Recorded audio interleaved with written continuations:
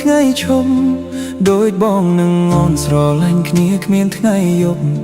រូបជាតិរស់បានដោយសារតែស្មៃសំយោគតែជីវិតបងភ្លឺពេលដែលមានអូនចូលម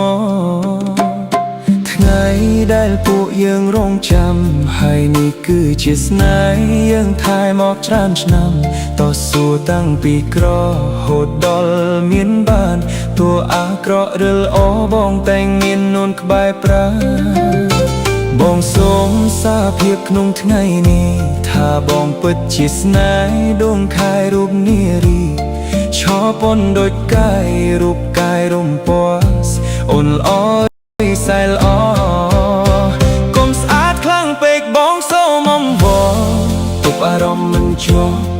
បេះដូងលោតញ័រថ្ងៃនេះគឺជាថ្ងៃអ្វីប្រាប់ផងបងមិនធ្លាប់ចាស់ទុំរៀបចំឲ្យយើងคล้ายជាគូគប់អូនគឺជាប្រពន្ធដែលបងទុកអូនដូចទ្រព្យសូមជាប់បេះដូងមួយនេះផងតើបានទេយើងមាននិស្ស័យបានក្រាបក្បាលដល់កន្ទេលក្នុងនាមជាស្វាមីបានថ្នាក់ថ្នមថ្លៃគ្រប់ពេល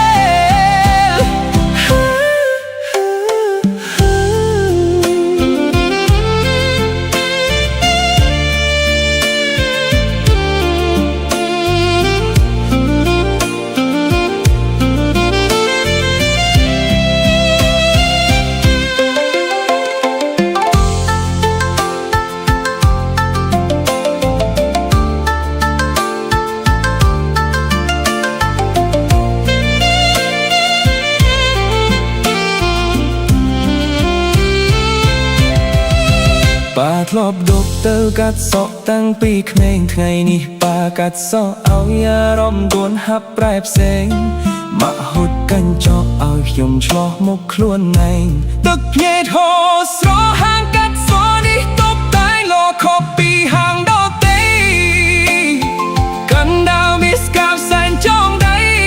មិនបងប្រាថ្នាឲ្យស្នេហាលើផែនដីញៀនតែបងនឹងស្រី